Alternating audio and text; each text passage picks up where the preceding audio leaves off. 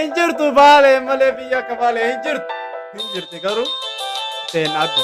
Injirti garuu seen addu. Karkarroo waan godhuun.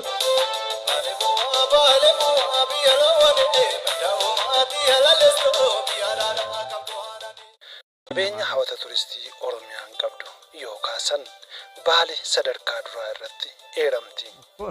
Qabeenya uumamaa daawwatanii hin quufamne kan bineensota adda addaatiin faayame qabdi godinni Baale.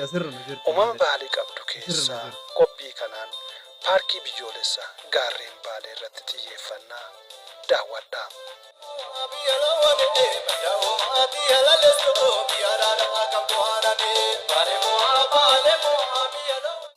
Paarkiin biyyoolessaa gaarreen Baalee akka lakkoofsa Awurooppaatti bara 1970 kan hundaa'e yoo ta'u gara kaaree kiiloomeetira iskweerii 2150 ol bal'ata.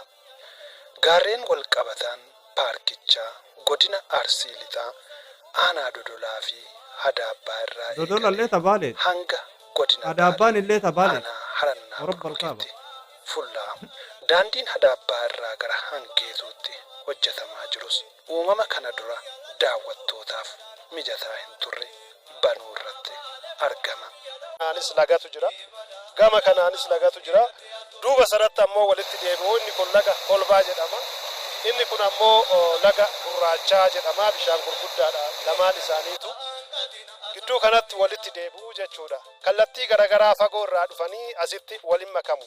Daandiin Hadaabbaa Hanqeetuu kun ammoo yoo xumurame uumama babbareedaa akkanaa kana daawwataa paarkii biyyoolessa gaarreen Baalees asumarraa ka'eeti hanga Dallomannaatti akkasuma ammoo hanga Harannaatti kan fuulla'u isas daawwataa asirraan kaanii Haranna dhaqanii deebi'anii gara Saannateetti dhufuu danda'ama. Kanaaf uumama ajaa'ibsiisaa biyyi qabdu kana daawwachuuf ammas waan fuulletti jiru deemnee kan isin daawwachiifnu ta'a.